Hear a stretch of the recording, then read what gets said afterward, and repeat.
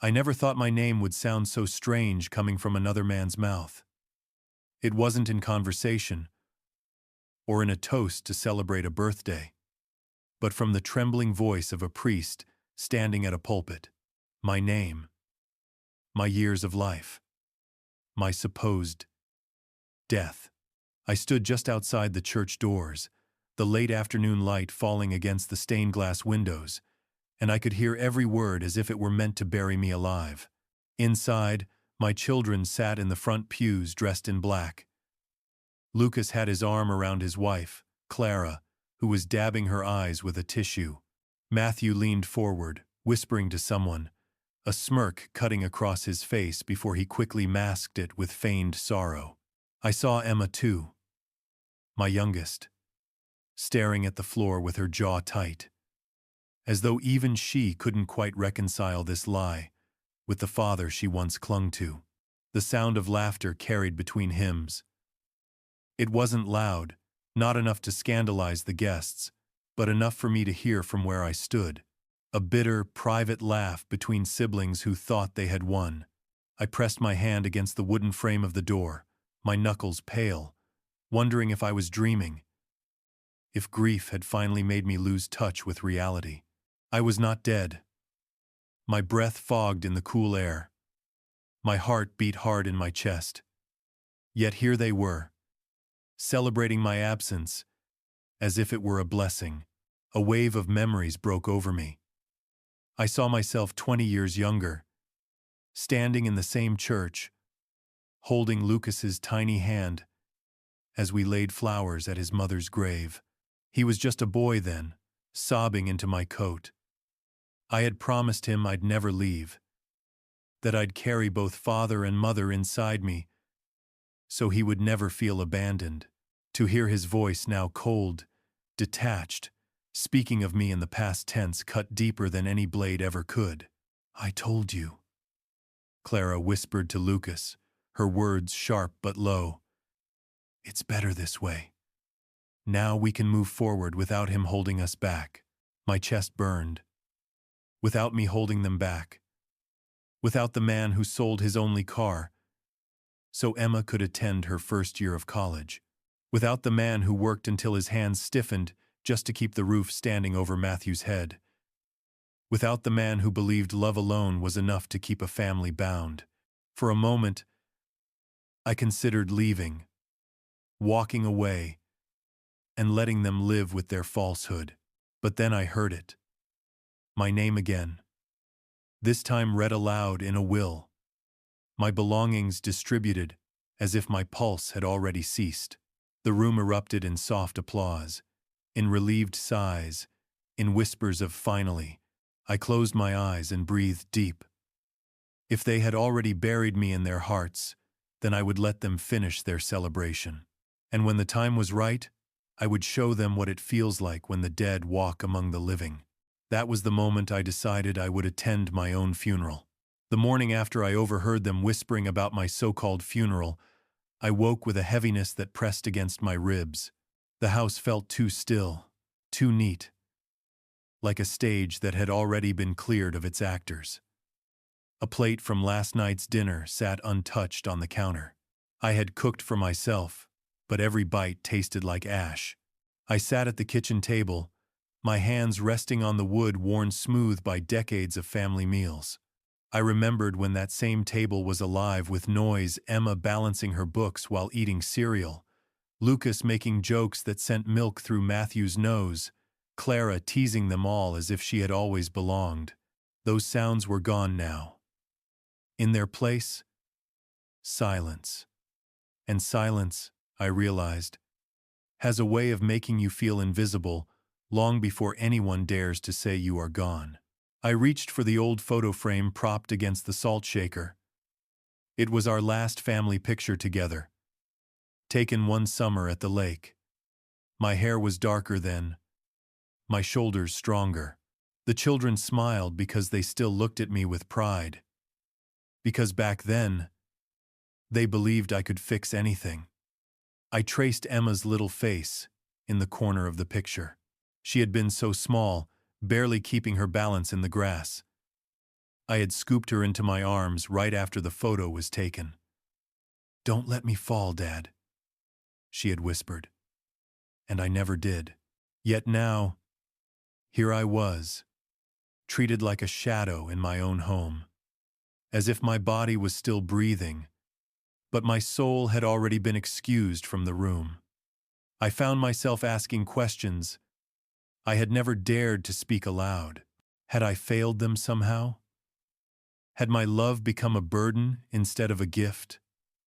Or had greed grown so loud in their ears that it drowned out every memory of who I once was to them? Around noon, I heard the front gate creak.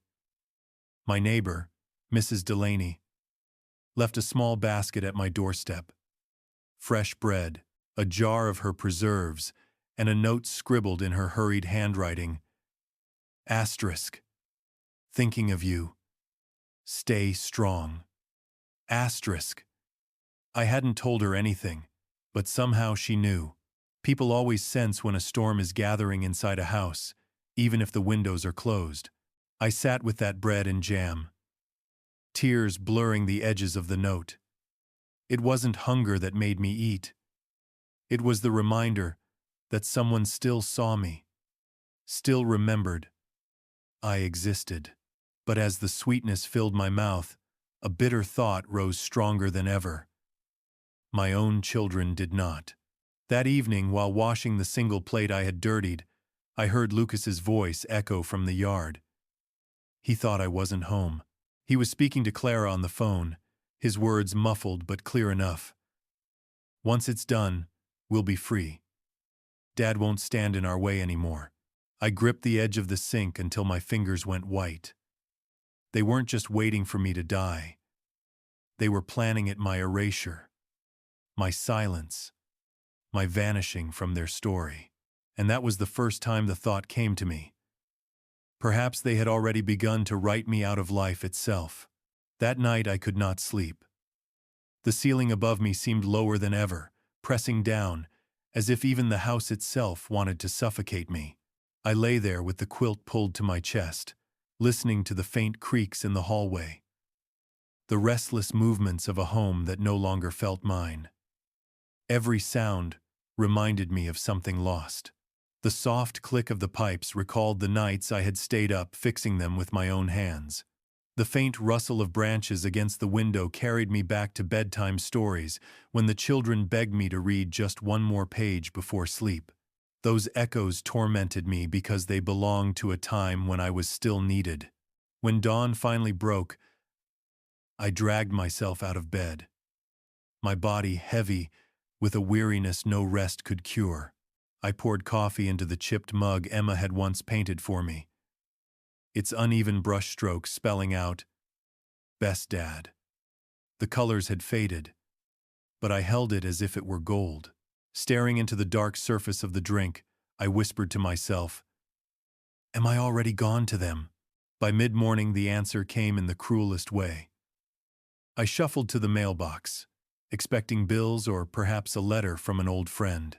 Instead, there was an envelope with my name, printed neatly on the front, the handwriting not mine.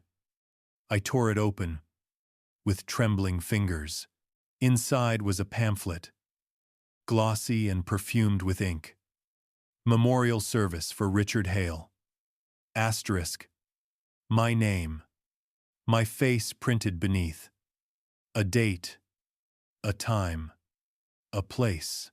And at the bottom, the words, "Join us in celebrating his life." Asterisk.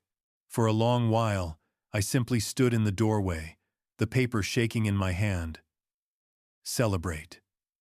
They weren't grieving me. They were rejoicing in the idea of me gone, turning my years of sacrifice into a convenient excuse for wine and laughter. The pamphlet slipped from my fingers to the floor. I lowered myself into the chair by the door and pressed my palms over my eyes. Scenes came rushing back like cruel waves, carrying Lucas on my shoulders through the county fair, staying up late with Matthew to fix the rusted truck he was so proud of, holding Emma's trembling hand when she walked into her first job interview. Every moment was stitched with my love, and now it was being cut out, like it had never existed. The afternoon passed with me still in that chair, the pamphlet at my feet, the silence in the house louder than any voice. I wanted to scream. I wanted to demand an answer. But when I finally lifted my head, all I could do was whisper, "So this is how it ends. Erased before the earth has even taken me." And yet, beneath that sorrow, something stirred. A thought, sharp and undeniable.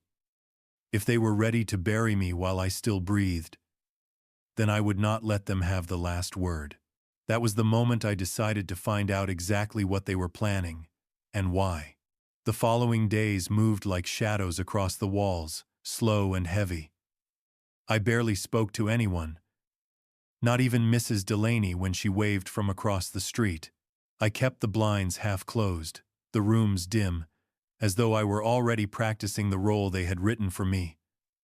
The absent man, the forgotten father, the ghost, but silence can be a sharp teacher. In that quiet, I began to notice things I had ignored before. Phone calls that were quickly ended when I entered a room. Laughter cut short at the sound of my footsteps. Even Emma, once the only one who seemed torn by all this, avoided my eyes when we crossed paths in the kitchen. She stirred her tea with such intensity, it felt like she was stirring away the guilt lodged in her chest. One evening, as the sun slid down behind the trees, I stepped onto the porch for air. That's when I heard them. Lucas and Clara sat in the garden, their voices low but clear in the stillness. "He doesn't have long," Clara said, her tone almost casual, like she was discussing the weather. "It's better if people believe it now. Then no one will question it later." "And the property?" Lucas asked. "The lawyer said once the papers are finalized, we can transfer everything quietly. No one will fight us if they think he's gone."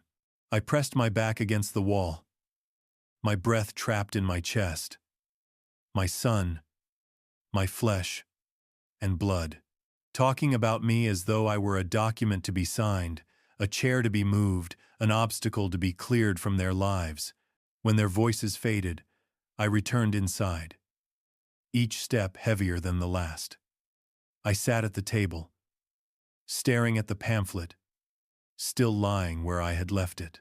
My fingers brushed over my own name, the letters cold and foreign. For a long time, I could do nothing but sit there, my throat tight, my eyes burning. How could love dissolve into this? How could the children I once carried through sleepless nights now carry such cruelty in their hearts? Was it greed? Alone? Or had I failed so deeply that they no longer saw me as a man worth loving? I didn't know the answer. But I did know one thing.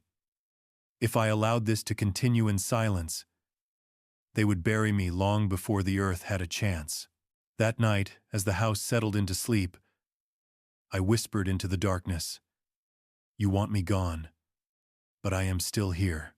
And with that promise, the seed of my decision was planted. I would walk into the place where they buried me and make them face the man they thought was already gone. The day of the memorial arrived like a storm I had been dreading yet waiting for. I woke before dawn, though sleep had never really taken me. My body ached as I buttoned my shirt, each movement slow, deliberate, like preparing for battle. In the mirror, an old man stared back at me, lined with years of sacrifice. For a moment, I wondered if this was how they already pictured me, lifeless, fragile, irrelevant. But when I straightened my collar, I saw the steel still left in my eyes. I left the house without telling anyone. The streets were quiet, the early light spreading pale gold over the roofs. Each step carried a weight of memory. The first time I carried Lucas on my shoulders down this very street. The nights I chased Matthew home when he stayed out too late. The mornings Emma and I walked to school hand in hand. Now I walked alone, toward a ceremony written for my absence. The church stood at the corner, tall and solemn. Cars lined the street. Guests moved inside in black coats and muted dresses, some carrying flowers, others with baskets of food as if it were a celebration. I lingered in the shadows near the entrance, watching. My heart clenched when I saw them, my children. Lucas leading Clara with his hand pressed possessively on her back. Matthew adjusting his tie with a grin he failed to hide. Emma trailing behind. Her steps slower. Her eyes clouded. From within came the low hum of voices, the rustle of paper programs. I slipped closer to the doorway, the scent of lilies spilling out with every push of the wooden door. Then, I heard it. My father lived a long life. Lucas's voice rang through the hall, calm and confident. But it is time we let him rest. Today we celebrate not just his past, but the future he has left in our care. Polite applause followed. I gripped the door frame so tightly, my knuckles turned pale. The sound was not mourning. It was relief. Clara stood then, her voice sharper, her smile just a little too wide. Richard Hale was a man of habits. He believed in hard work, in loyalty, but in the end, he was tired. We honor him by moving forward, building on what he left us. My vision blurred. My own life reduced to a polite script spoken by people who had already erased me. I scanned the faces inside, some nodding in agreement, others whispering. None questioned. None doubted. To them, I was already gone. I turned my gaze to Emma. Her head was bowed, her hands clenched tightly in her lap. She didn't speak. She didn't smile. For a moment, hope stirred. Maybe she still remembered the man who once promised never to let her fall. But hope was not enough. As I stood in the doorway, unseen by those who celebrated my end, I made a vow. They would look into my eyes before the day was done, and when they did, the silence in that hall would not be the silence of mourning, it would be the silence of shame. I stayed there, half hidden by the doorway, the scent of lilies heavy in the air, while the service dragged on like a cruel play. The priest's voice wove through prayers I wasn't supposed to hear yet, words meant for the departed. My name echoed in the vaulted ceiling, and each syllable struck me like a hammer. Then came the music's soft organ notes trembling through the pews. People bowed their heads, pretending grief, but I could see the glances exchanged, the small smiles, the tapping of restless fingers on knees. This wasn't mourning. It was relief dressed in black. When the organ fell silent, Matthew stood, his voice too loud for the space. Our father was stubborn. He worked hard, but he also made life harder for us. Today, we finally turned the page. A ripple of muted laughter followed. My blood ran cold. I remembered a different Matthew, the boy who once sat cross-legged on the porch as I showed him how to carve his first piece of wood. He had looked at me with wide eyes, whispering, "Teach me, Dad, so I can be like you." Where had that boy gone? When did he become a man who spoke of me as if I were nothing but a stone tied to his ankle? Lucas took the stage next, lifting a glass of wine. "To Dad," he said smoothly. "May he rest in peace. And may we, his children, carry on without burden." He raised the glass higher, to new beginnings. This time, the laughter was not hidden. It spilled openly, filling the church, mixing with the clink of glasses, as though it were a wedding feast. Not a farewell. I pressed my hand against my chest, not out of weakness, but to keep my heart from breaking through my ribs. Clara leaned into Lucas, whispering something I couldn't hear. But her smile said enough. They believed they had finally won. That the old man was gone, his possessions now theirs. His silence, eternal. I scanned the pews once more. Emma's head remained bowed, her shoulders stiff. A single tear slid down her cheek, though she quickly brushed it away, hoping no one noticed. My chest tightened. Perhaps all was not lost. Perhaps one heart still remembered. But still, the betrayal of the others was undeniable, and in that betrayal, a fire began to stir. I let the moment burn into me, their laughter, their toasts, their false words, because soon they would taste the bitterness of seeing the man they buried standing among them. I stepped back into the shadows outside, my pulse steady, my decision clear. I would not interrupt yet.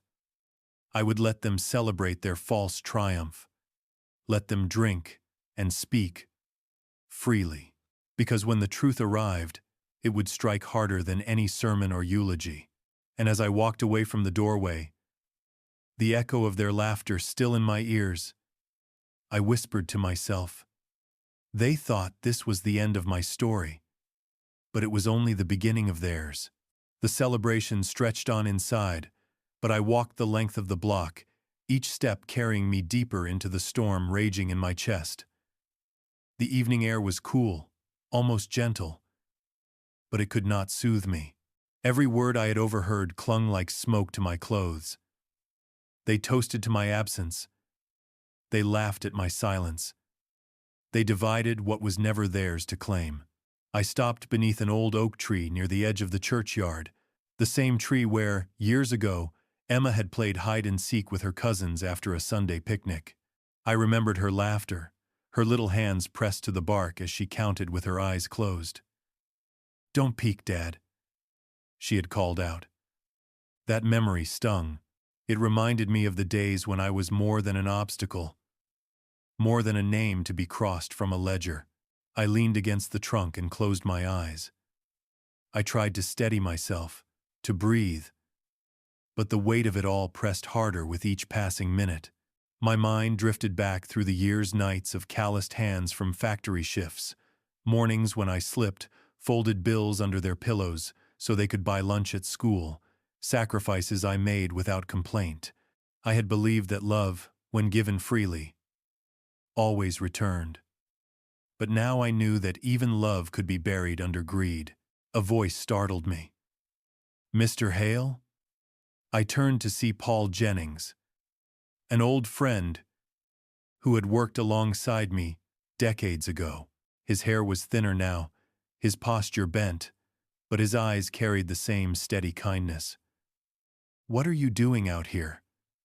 The service is for you, isn't it?" His words hung in the air, awkward, half fearful. I managed a faint smile. "Seems they forgot to ask me if I was finished living." Paul's mouth opened, then closed again. He looked back at the church, then at me.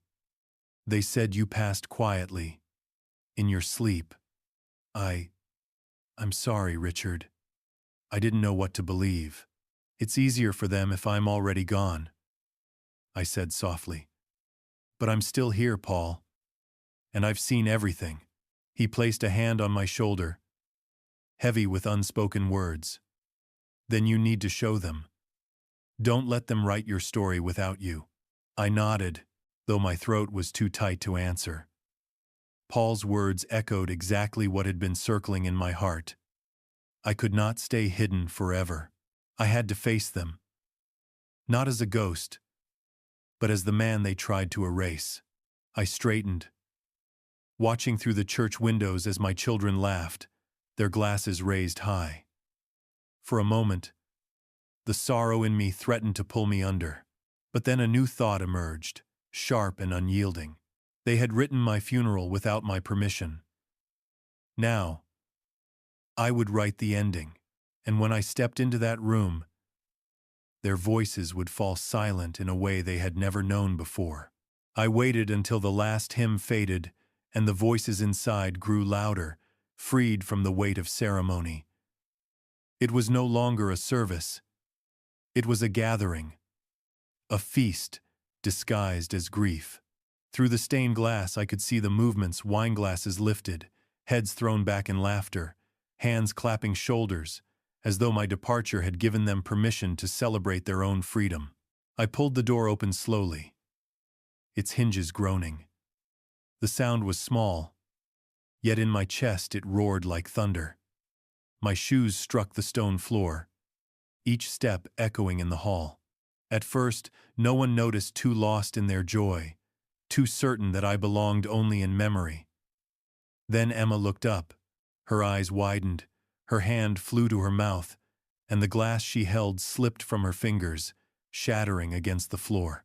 One by one, faces turned. Smiles froze. Color drained. Clara's lips parted in a soundless gasp. Lucas dropped his glass entirely, the red wine spreading like a stain across the white tablecloth. Matthew staggered back a step, shaking his head as if to chase away a nightmare. The room fell into silence, thick and suffocating. Only the faint hum of the organ lingered in the background, as though the church itself had not yet caught up with the shock of my presence. I stood before them, my back straight despite the years, my voice steady despite the storm in my chest.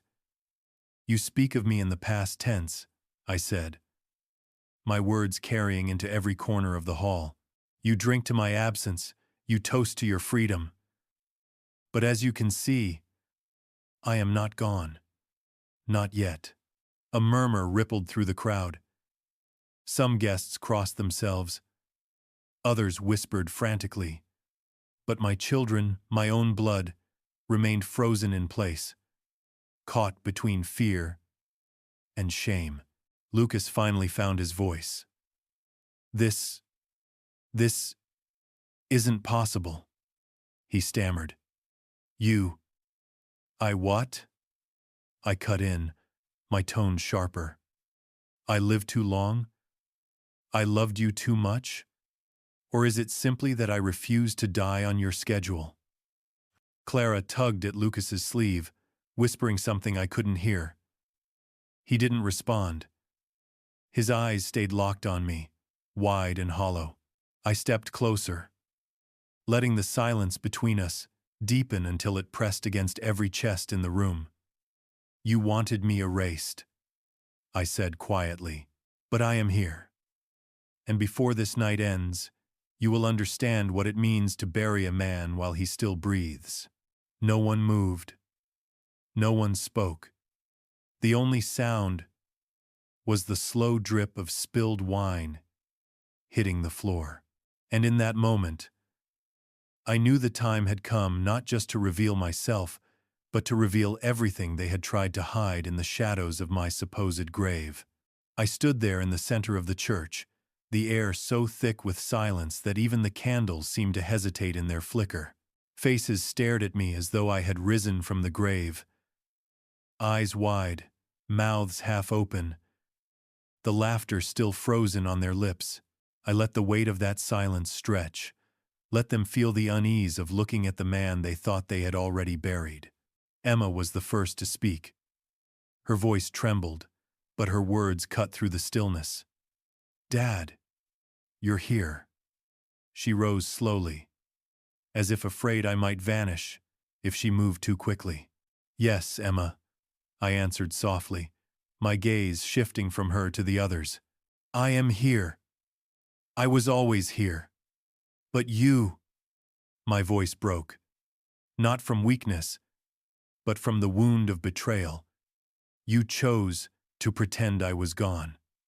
Matthew looked away, his jaw tight, his hands clenched into fists at his sides. Lucas, however, stood straighter, his pride refusing to crumble. He tried to force authority back into his voice. "You shouldn't have come. This was meant to give people closure." "Closure?" I echoed, my laugh bitter. "Closure for whom? For neighbors who hardly knew me? Or for children who wanted my name erased before my breath even left my body?" Gasps scattered through the pews. Clara shifted in her seat, her face pale. Someone in the back whispered, But the notice said. The notice was a lie. I cut in. My words were steady, each one aimed like an arrow, a lie crafted by those who wanted what was mine before my heart had stopped beating. They forged a story of my death, so they could divide what they never earned. Lucas's lips curled. You don't understand, Dad. We were trying to protect. Protect? I thundered, and my voice echoed against the walls. Protect yourselves from waiting? Protect your greed from patience? Don't dress betrayal as kindness. I taught you better than that. For the first time, Clara lowered her eyes, guilt tugging at the corners of her mouth.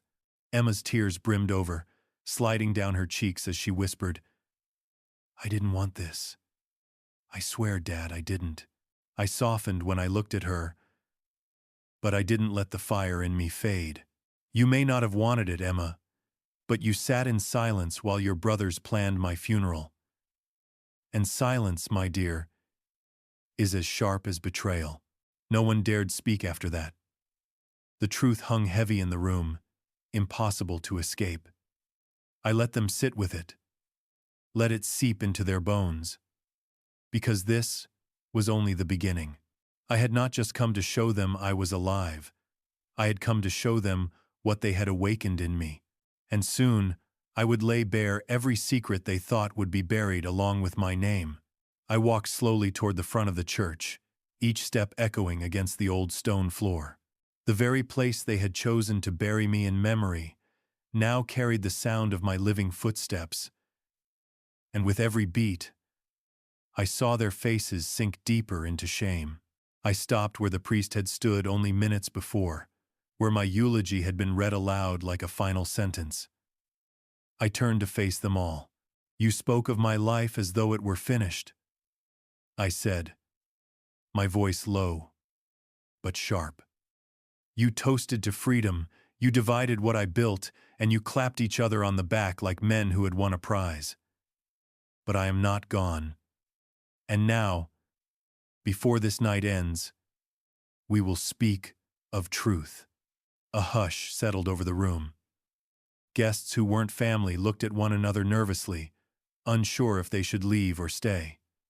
Some shuffled in their seats, clearly regretting ever attending. But I wanted them there. I wanted witnesses. Lucas swallowed hard, his face pale yet defiant. You don't know what you're saying, Dad. You've been confused, tired. Maybe you... I cut him off with a raised hand. Confused? No, son. I have never seen more clearly in my life. I... Comb. Comb. Comb. Comb. Comb. Comb. From inside my coat, I pulled a folder, worn and thick with papers.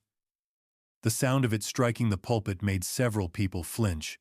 While you were planning my funeral, I was making my own preparations.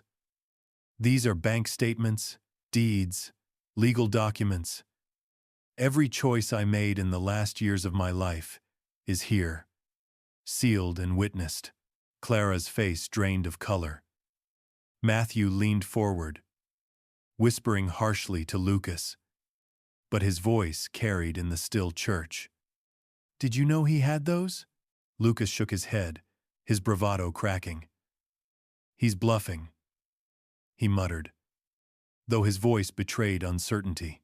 I opened the folder and pulled free a single sheet, holding it high enough for all to see. While you assumed my silence meant weakness, I was transferring everything, every account, every property, every share, into places you cannot touch, into hands that will value what I gave my life for. Gasps rippled through the pews. Clara pressed a hand to her chest, whispering something I couldn't hear. Matthew's fists clenched tighter, his lips white. Emma's tear-streaked face lifted, her eyes wide with disbelief and something else, relief perhaps. You thought my funeral would be your inheritance, I said, my voice rising. But what you will inherit is nothing but the weight of your own choices. You buried me before my time, and now you will learn that not every grave stays closed. The silence after my words was absolute, broken only by the faint crackle of a candle. I looked at each of them, letting the moment stretch, watching as guilt and fear rooted themselves deep. And though the fire inside me burned bright, I felt a quiet sorrow too, heavier than all the years behind me. That love could be forgotten so easily, and that a father must teach his children dignity from beyond the shadow of his own grave. But the night was not over. My next words would shatter what little certainty they still clung to. I let the silence breathe, long enough for them to shift in their seats, long enough for their shame to settle like dust that no one dared to sweep away. Then I placed the folder gently on the pulpit, resting my hand on it as though it were a weight I had carried for years. In truth, it was. Every page was not just paper. It was proof that I had not lived in vain. "Do you remember?" I said softly, my eyes fixed on Matthew.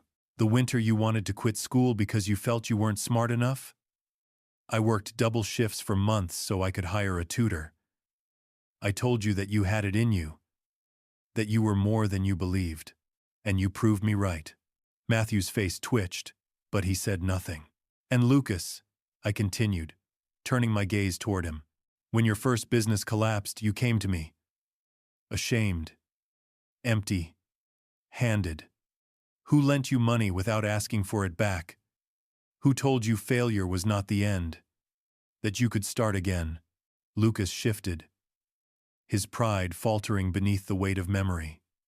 He stared at the floor, his jaw tight, but his silence was louder than any confession.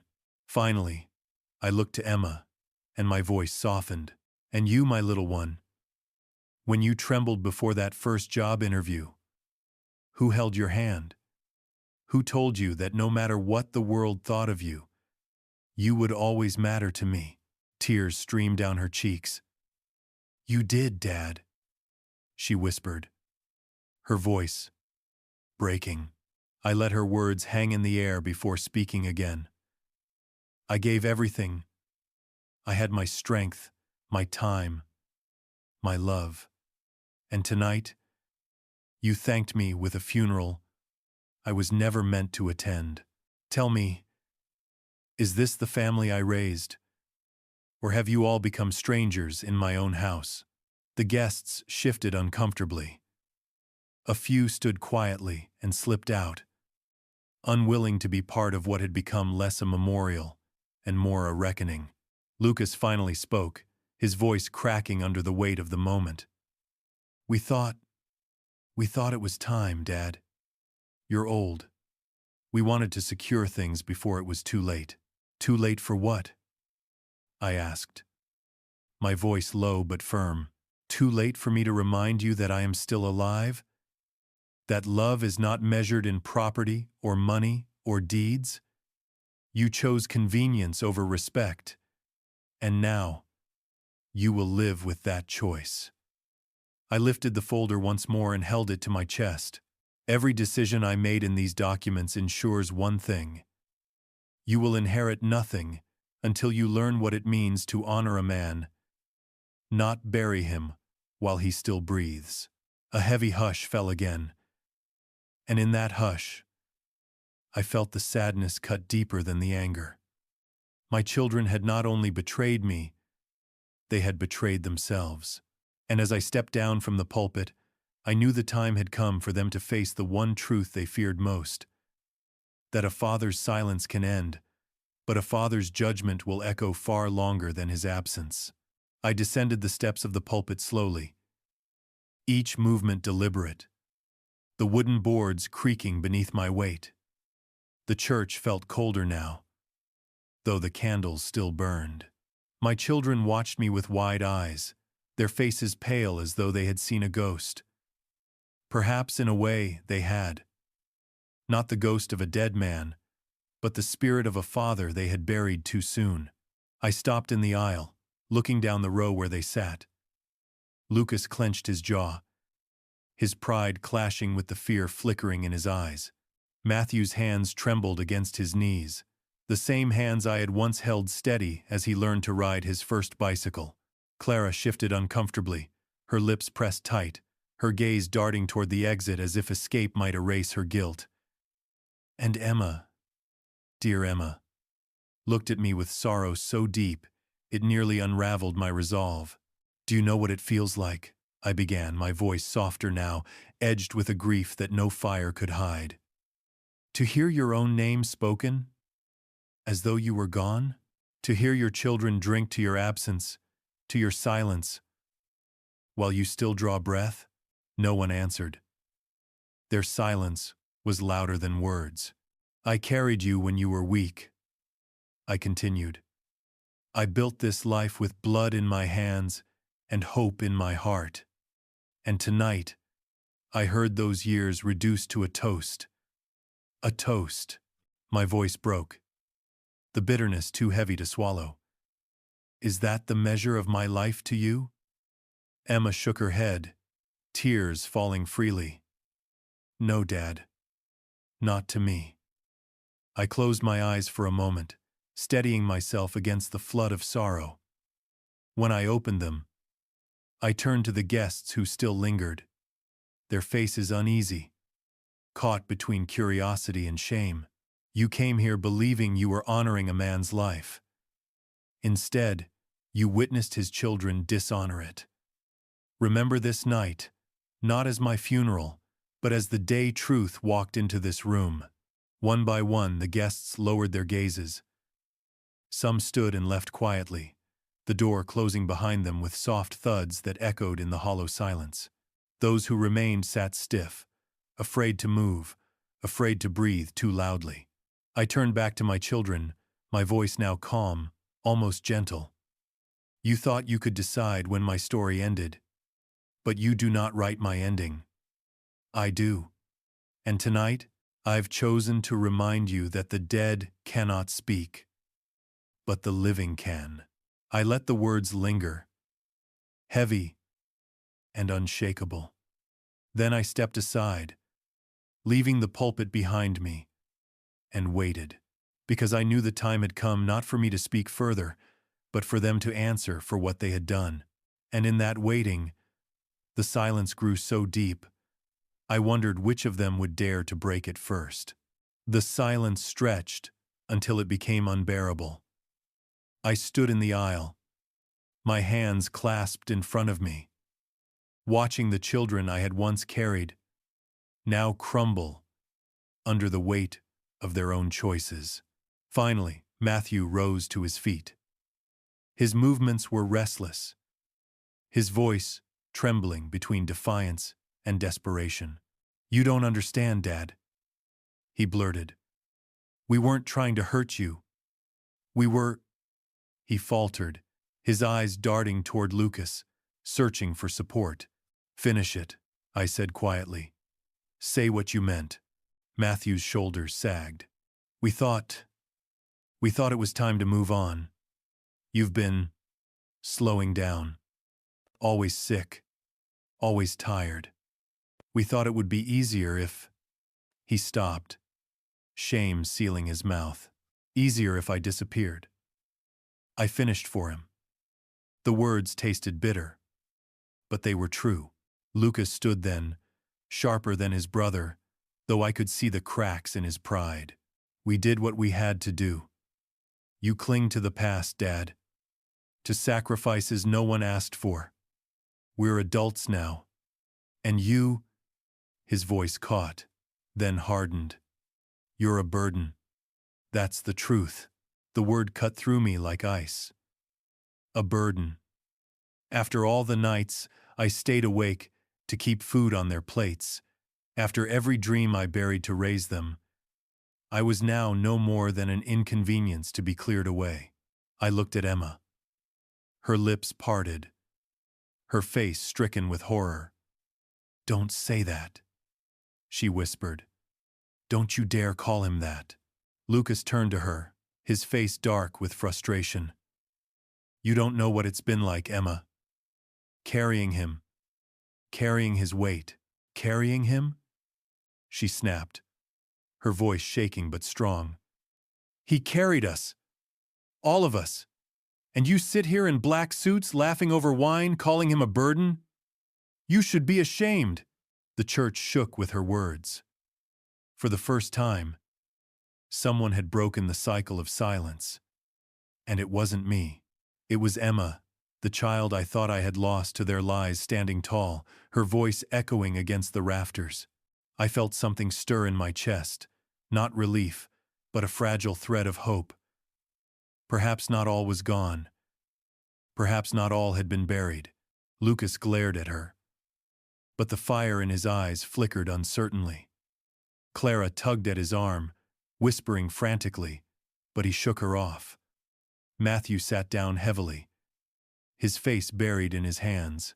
I stepped closer, my voice low but steady.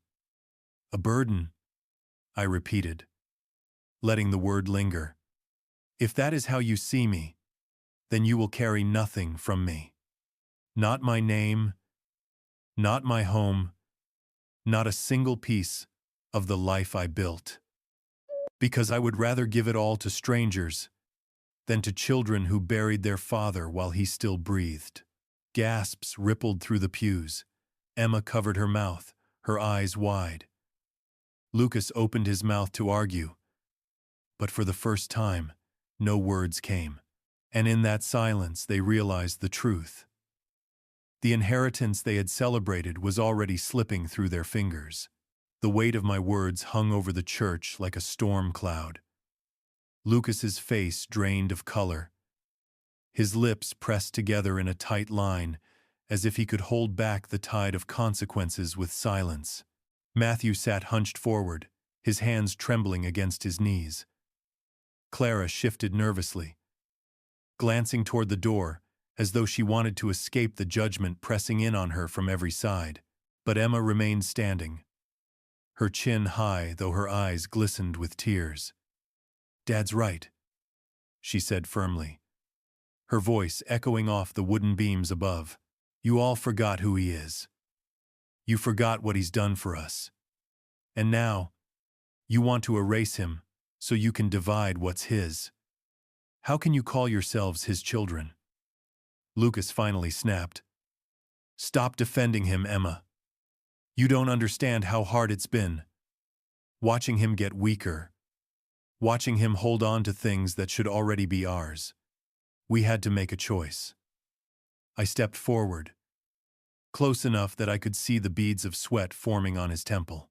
"And the choice you made," I said evenly, "was to bury me alive. To celebrate a death that never came, so you could steal what I worked for." He looked away, unable to meet my eyes. I turned to the guests who still lingered in the pews, their faces pale, their whispers faint. "You came here to pay respects. But instead, you've witnessed greed, dressed as grief. Remember this night not for the lies told at this pulpit, but for the truth you've seen with your own eyes." One older man, a neighbor who had known me for decades, nodded slowly. "I knew something felt wrong," he murmured. His voice carried through the hush, and others bowed their heads in shame. I returned my gaze to my children. My hand trembled slightly as I lifted the folder again. "You wanted my inheritance. You thought this funeral would hand it to you. But every document in here, every deed, every account, has already been secured. Not for you." Matthew looked up suddenly, his voice breaking. "Dad, please don't do this. We made a mistake. We didn't think—" "No," I said softly, though my words were sharp as glass. "You thought very clearly. You planned, you schemed, you laughed while raising a glass to my absence. What you didn't think was that I would live long enough to watch you do it." Emma's tears fell freely now, but there was a light in her eyes, a fierce defiance aimed not at me but at her brothers. "He's still here," she whispered, "and you'll have to face that." I looked at her, my heart tightening with both sorrow and gratitude. For in that moment, I realized I was not entirely alone, but the reckoning was not finished. The deepest truth was still to come, and when I revealed it, the silence in that church would turn to something they could never forget.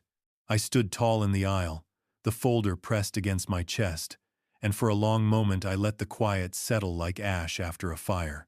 My children shifted in their seats, restless under the weight of what they had unleashed. Finally, I spoke, my voice lower now, more measured, but carrying the kind of gravity that made every ear bend toward me. "You thought my silence meant weakness," I said. "You mistook my age for confusion, my stillness for surrender. But while you were busy preparing my funeral, I was preparing something too." I opened the folder slowly, letting the papers whisper against one another. The sound alone made Clara flinch. I drew out the first document, holding it high, so all could see. "Here," I said, "is the will you expected to inherit. The one you thought guaranteed your freedom. But it no longer exists. It was rewritten, witnessed, sealed." Lucas shot to his feet. "You can't do that." "I can," I interrupted, my voice steady. "And I did. Every asset, every property, every cent I saved has been redirected. You raised your glasses to my death, but the only thing buried tonight is your greed." The gasps from the pews were sharp, like the whole room had drawn breath at once. Clara clutched Lucas's arm, whispering frantically, but his face was red, his pride unraveling. Matthew's eyes filled with panic, his lips moving silently as if searching for words he couldn't find. Then I turned to Emma. My voice softened, though it trembled. "One among you remembered, even in silence. One among you still carries the respect I thought was lost.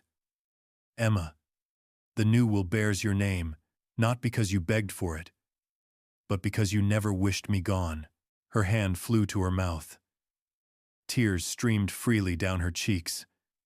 "Dad, I don't need anything," she whispered. "I just need you." My chest ached at her words. "And that," I said, turning back to her brothers, "is why she deserves it all more than either of you. She remembered love when you chose convenience. She remembered I was still alive." The guests murmured among themselves, some nodding, some shaking their heads in disbelief. But no one dared speak against me. Not now. Lucas finally broke, his voice raw. "You'll regret this, Dad. You'll regret leaving us with nothing." I met his eyes, and for the first time that night, I felt no anger, only sorrow. "No, son, the only regret here will be yours. Not because of money or property, but because when I was still alive, you chose to bury me." The silence that followed was heavier than stone, and in that silence, I knew the final act had come, not a confrontation of papers and signatures, but of something far more painful. A father's last gift, and a father's last goodbye. I lowered the folder to the pew beside me, my hand resting on it as though it were the last brick of a wall I had spent a lifetime building. My voice softened, but it carried farther than before. Because the truth needed no force, it spoke for itself. "I don't stand here tonight to punish you," I said, my gaze steady on Lucas and Matthew. "What could punishment add to what you've already done to yourselves? You've lost something greater than houses or land. You've lost your father while he was still breathing." Matthew's face crumpled, his hands covering his eyes. "Dad, please," he muttered, his voice muffled with shame. "I don't know why I went along with it. I thought, if we prepared, it would be easier." "Easier for whom?" I asked quietly. "For me, To hear my own eulogy while my heart still beats? Or for you, to celebrate while pretending grief? He had no answer. His shoulders shook, but no words came. Lucas remained standing, his pride cracked but not broken. "You've turned Emma against us," he said bitterly. "You made her your favorite. And now you're punishing us because we were honest about how we felt." Emma stepped forward then, her voice trembling but fierce. "This isn't about favorites, Lucas. This is about respect. You could have had everything Dad had to give, but you wanted it too soon. You wanted it without him." Her words landed harder than mine could have. Lucas flinched, his mouth opening as though to argue. But nothing came. He sat down heavily, staring at the floor. I took a breath, letting my eyes move across each of them, and finally back to the few guests who still lingered, their faces etched with discomfort. "You all came expecting a funeral," I said, "but tonight, you witnessed something else. Not my death, but the death of trust between a father and his children. And trust, once buried, does not rise again so easily." Emma's hand touched mine, gentle, trembling. "Dad," she whispered, "what happens now?" I looked at her, my chest tightening with the weight of the answer. "Now, Emma, I live. That is what happens. I live. Not as the man they buried, but as the man who will no longer bow to silence. And they," I turned to Lucas and Matthew, "they will live too, but with the memory of this night following them like a shadow they cannot escape." The candles flickered, and for a moment the entire church felt frozen in time. No one spoke. No one dared. I picked up the folder again and held it close. "This chapter is over," I said softly, though my words cut deep. "But the story is not finished. What comes next will not be decided by greed or lies or forged funerals. It will be decided by me." And with that, I turned toward the door, leaving behind the echo of my footsteps and a silence that would haunt them far longer than my absence ever could. The night air met me like a release, cool and steady against my face after the suffocating weight of the church. I paused on the steps, the wooden door closing behind me with a hollow thud. For the first time in hours I could breathe. Yet each breath carried sorrow, thick as smoke, because I knew something had died inside those walls. Not my body, not my spirit, but the bond I had spent a lifetime building. Emma followed me out moments later. Her footsteps were light, hesitant, the way a child approaches a wounded animal. "Dad," she said softly, her voice breaking. "I didn't know how far they'd go. I should have stopped them." I turned to her, seeing the tears clinging to her lashes. "You were silent, Emma," I said gently, "and silence can wound as much as words. But tonight, you found your voice. Hold on to it. Never let them bury it, too. Kement." She sobbed then, stepping forward to wrap her arms around me. For a moment, I allowed myself to rest in that embrace, to feel that not everything had been lost. There was still one heart that beat for me without calculation, without greed. From inside the church, faint voices carried out into the night angry whispers. Clara's sharp tone cutting through, Lucas snapping back, Matthew's weary protests. They were already unraveling, turning on each other, their alliance cracking under the weight of truth. It should have satisfied me, but instead, it hollowed me out. This was not victory. It was the quiet ruin of a family I had once believed unbreakable. Emma pulled back, her eyes searching mine. "What will you do now, Dad?" I looked toward the dark horizon, the street lamps stretching shadows across the empty road. I will live, I said simply. That is the greatest defiance I have left to keep breathing, to keep walking, while they live with the memory of tonight. She nodded, though sorrow dimmed her face. And us? She asked softly. I touched her cheek, my hand trembling but firm. You and I, we will walk forward. But they must walk with the ghosts they created. Behind us, the church doors creaked again. I didn't turn to look. I didn't need to. Whether it was Lucas with his fury, Matthew with his shame, or Clara with her whispered schemes, their voices would never touch me the same way again. I stepped down onto the cobblestone path, the sound of my footsteps echoing in the stillness of the night.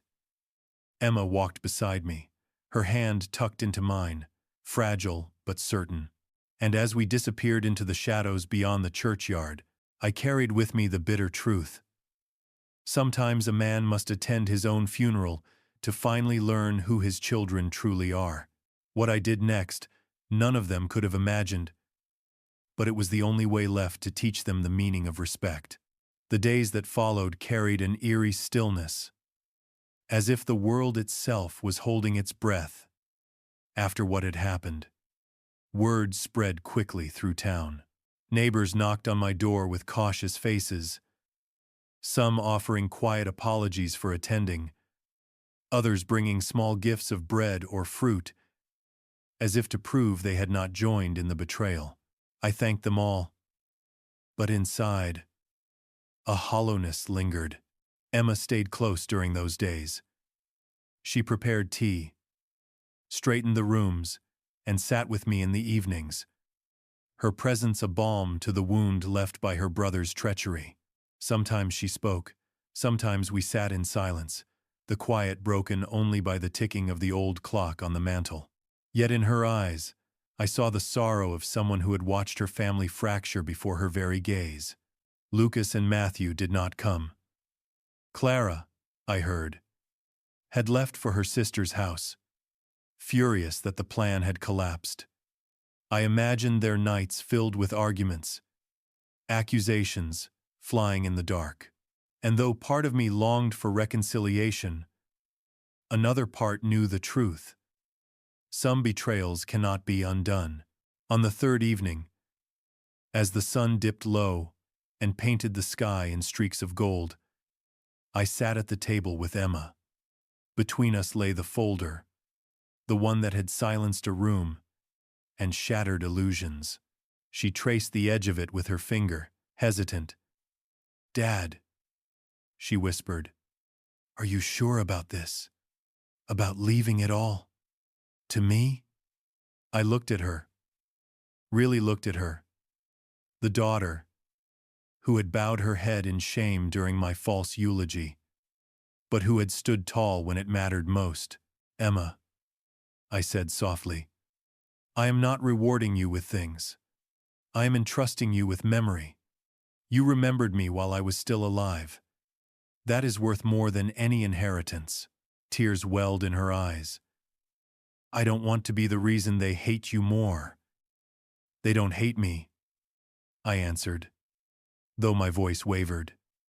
"They hate the truth. And hatred of truth is a battle they must fight within themselves." We sat in silence then, the weight of the night pressing between us. I thought of the church, the smell of lilies, the clinking of glasses raised in my name.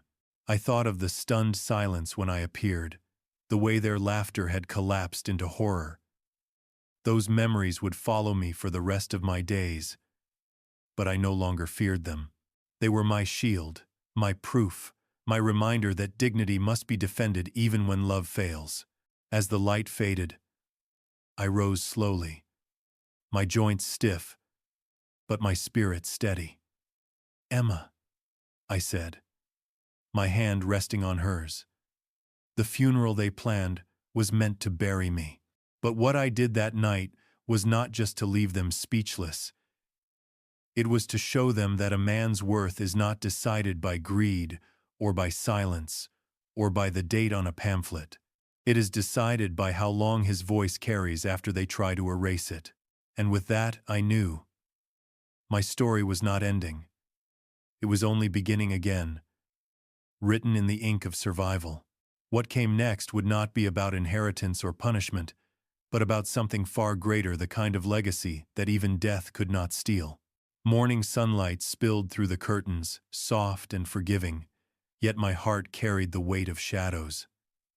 I moved slowly about the house, each corner reminding me of a memory they had tried to bury. The hallway where Lucas once ran, chasing a toy airplane. The kitchen where Matthew spilled soup and cried until I kissed his forehead and told him mistakes could be fixed. The porch where Emma leaned against me, whispering that she was afraid of growing up.